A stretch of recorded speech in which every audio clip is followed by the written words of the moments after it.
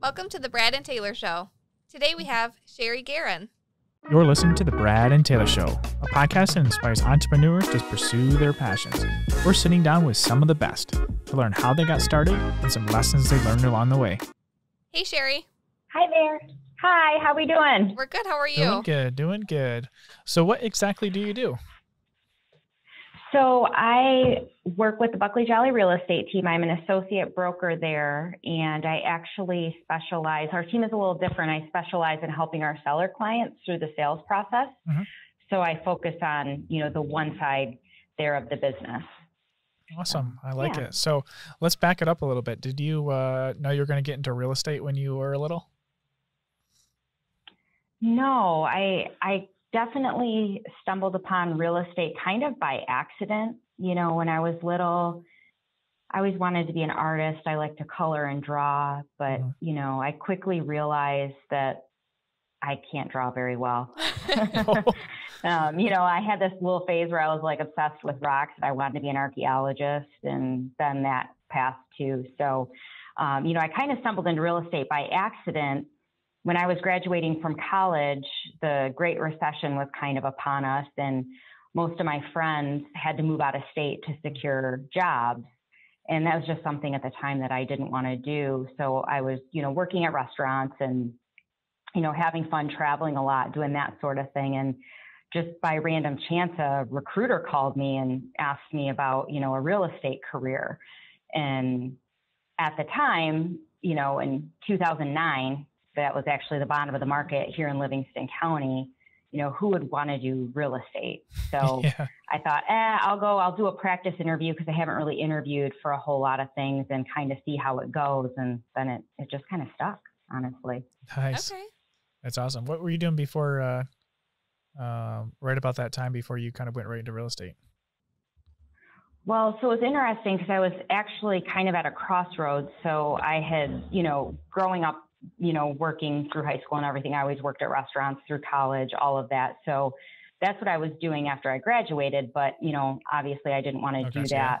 I wanted to use my degree. Yeah. And that with the economy, it was becoming increasingly challenging. But I thought, I'm all in. I'm going to do personal training. I'm going to get certified. And actually the week I got the phone call from the recruiter, I was actually researching the classes to take and how to get certified for personal training and all of that. So that kind of took a pause and went the other way. So that's awesome. When you started out, were you like on a team or were you by yourself, or what was how'd that first year go?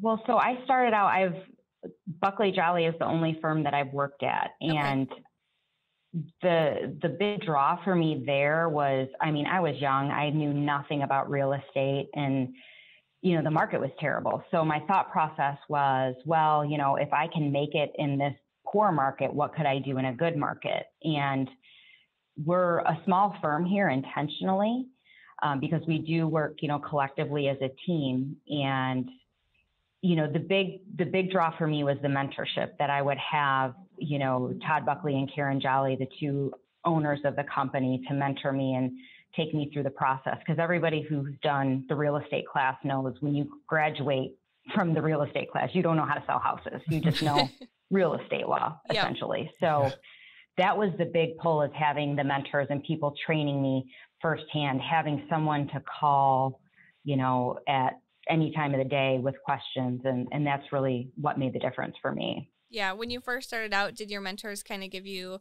one piece of advice that has stuck with you? Well, a couple. I think further in the beginning, you're just learning a lot. Yeah. And so 2010 was my first full year of real estate, and 2012 and 2013, it got really busy.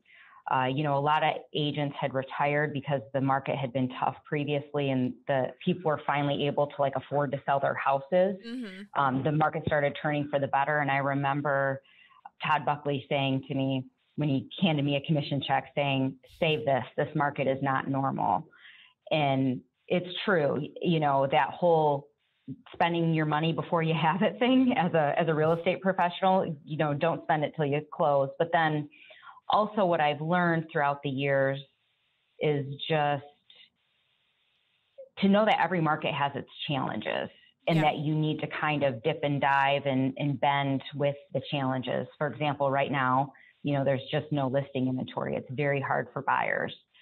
So understanding how to adapt to that, when I first started, everything was a short sale. Everything was a foreclosure. People couldn't afford to sell because they were too far underwater. So adapting to what, extreme buyer's market looked like at that time, just knowing that every market has its challenges, and each market you need to learn to adapt to it, I think is the biggest piece of advice. Yeah. So when COVID first shut everything down last March, were you kind of able to relax at that time, or were you taking action? And I know they can go either way. Like some people are like, I'm just going to take this time, go with the flow, or they get right to work. Yeah, so I had a lot of deals in process, and it was kind of all hands on deck emergency. I had multiple people moving out of state. Mm-hmm. And the challenges with that were, some states were shutting down, some states were not. Some states were only offering military moves.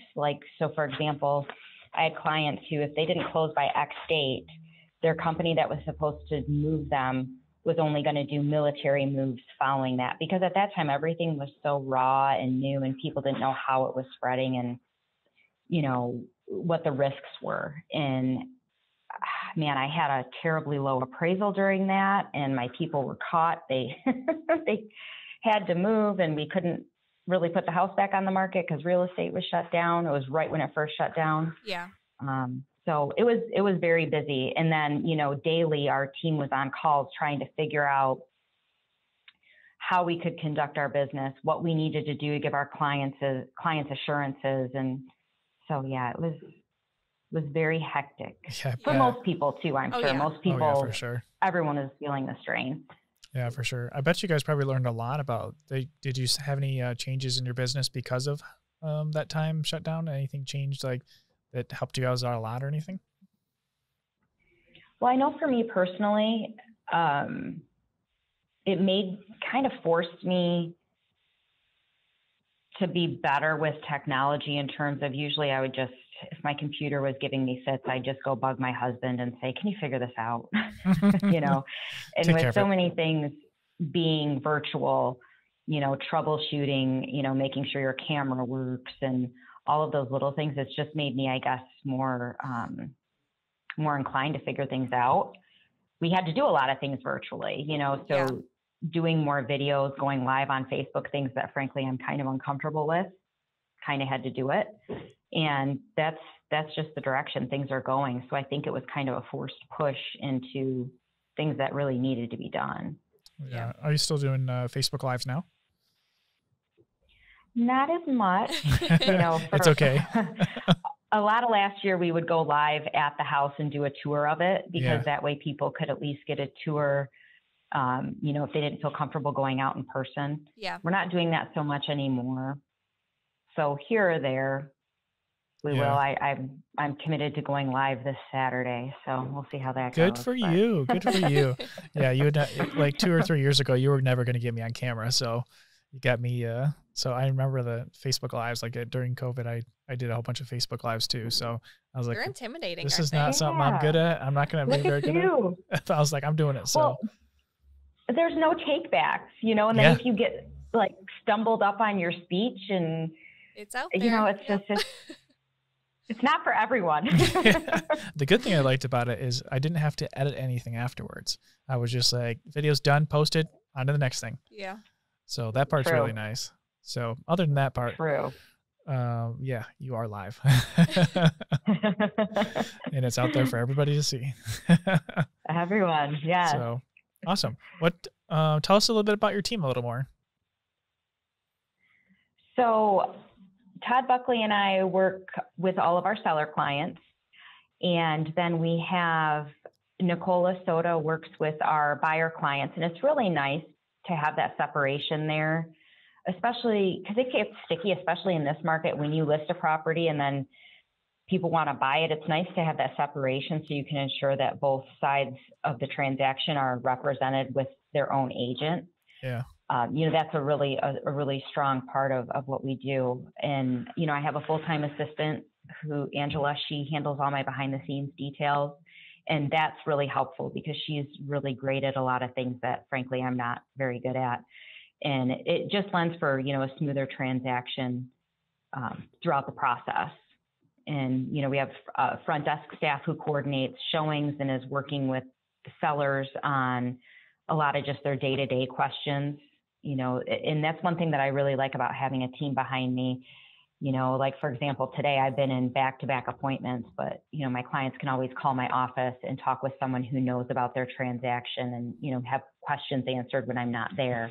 I can go on vacation and, all my business is covered. So that's nice. That helps out a lot. Nice. Yeah, that's awesome. So what is one of the most memorable showings or transactions you've done? I've had a lot of really interesting showings. So when I first started out, I worked on the buy side as a buyer's agent, and then I transitioned over to the list side. But I had a lot of squirrely things happen out showing houses. I remember one time I actually walked in on a guy in the shower. Like we didn't know anybody was home, and we opened up the bathroom door and someone was in the shower. So, we quickly got out of there, but then the guy proceeded to get dressed and run out of the house to try and talk to us about his house. And it was just really awkward, Oh, yeah. I mean, I've already imposed on your privacy. I can talk with your agent about your house. So, I've had situations like that, or, I actually one time it was at a foreclosure. I just remembered this actually. It was at a foreclosure and it was a second showing and it had multiple offers on it. So we were trying to figure out if my clients were going to write an offer on it. And the key fell down the crack in the front porch, down underneath the porch. Yeah. And, oh no, it's the only key. And we couldn't get any of the windows open. We tried to kind of get in an alternate way.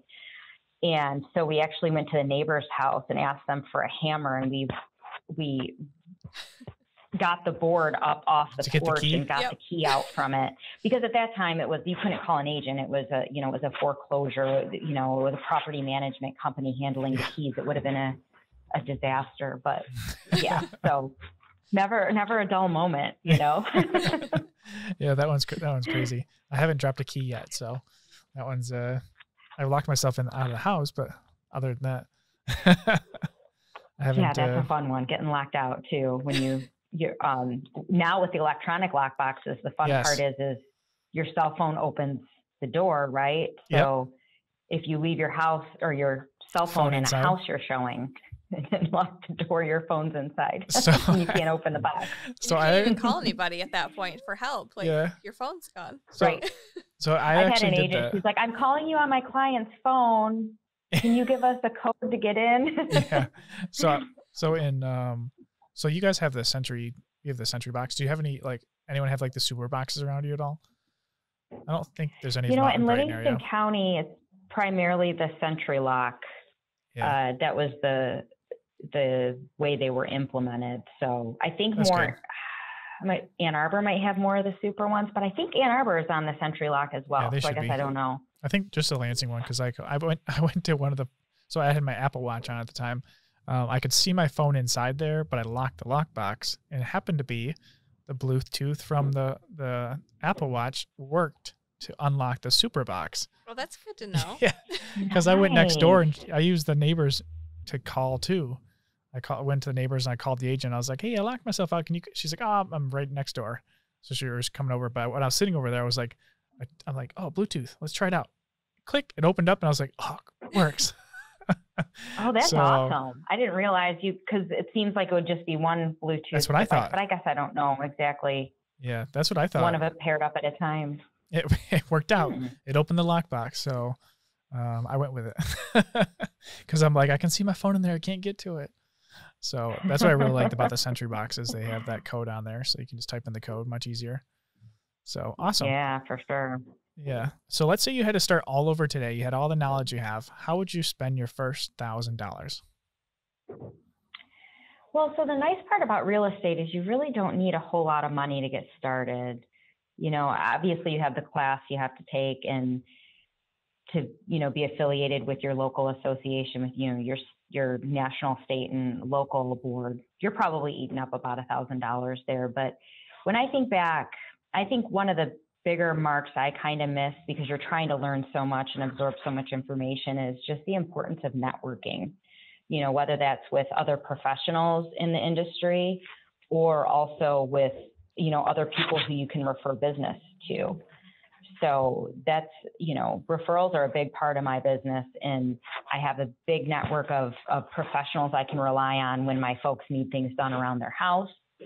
And it's great to have a go-to in that regard. And it's also, I think, really important to have relationships with your realtors, because it's an interesting dynamic. You're competitors, but you're also coworkers in a sense, because you have to finish out a transaction together. So, there's just a lot to be said in an aggressive market when you know the agent who wrote the offer, their character, the way they conduct their business.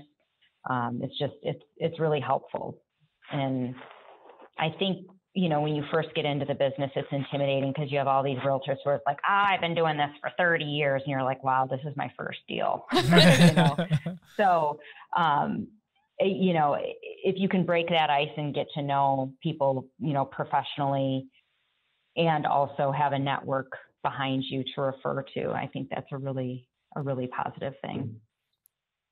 Yeah, absolutely. What is the best business book that you've read that you could recommend to anybody else starting out in real estate? So it's funny, I was thinking about it. I'm like, business books. So I don't have a ton of free time. I have a 3 and a 5-year-old, and especially this year with like the on again, off again virtual schooling. Yeah. I don't get a lot of time to read. And so I typically, if I do get time to read, I'm not reading business stuff. I do more like listening stuff because I drive a whole heck of a lot. But oh yeah, I think for any business, the couple of books that are kind of pivotal, the first one is the Zingerman's Guide to Great Service. Oh yeah. It's a Zingerman's in Ann Arbor. It's an easy read. And I think it can be applied in any industry. It's just, that focus on customer service, creating a wow situation for people. And when there is a problem, how do you handle it? Because inevitably in real estate, it's such a high charged, high stress type of thing. Inevitably, there's going to be disappointed people. So talking through that, fixing the problems, all of that, working collaboratively, I think that's important. I also really like just the old school Rich Dad, Poor Dad book, because it, the benefit of having a business and the way you invest in all of that is really important. And I think the older I get, the more that kind of sets in about how important that stuff is. Let's see here. How can people get a hold of you? So I'm easy to get a hold of at my office. Should I just say my phone number? Or? Oh, yeah. That works for us. My office line is the best way, because if I'm out, they can tell you where I'm at and when I can call you back. It's 810-229-7000. And then email is always a good way too, Sherri@buckleyjolley.com.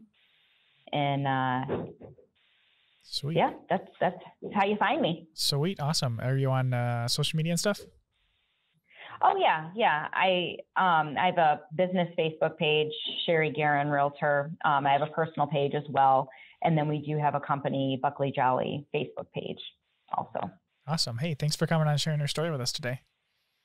All right. I appreciate you having me. Thanks. Are these working? All right. Here we go. Oh, there we go. I think they're working. Should we tell them? Mine keeps falling. It doesn't like my voice. What do we got to tell them? Subscribe. Subscribe? What do we got to point at? Hey, I think there's a subscription button. It might be there. It might be right there too. Somewhere. Find it. It's red. Yeah. And red. It's blue. It's green. I don't really know. It's a color. This mic isn't even attached. Did you plug these in? Well, I guess. I wonder if they can hear us. Yeah, I wonder if they hear us. Well, we should probably tell them if they can hear us. We should probably tell them also give us a 5-star review if they're listening on Apple. That'd be cool. 5 stars, guys. Share it with everybody they can think of. We won't take 4 stars. I mean, Taylor, I don't even think these are on. I mean, I don't think this is working. This is not working.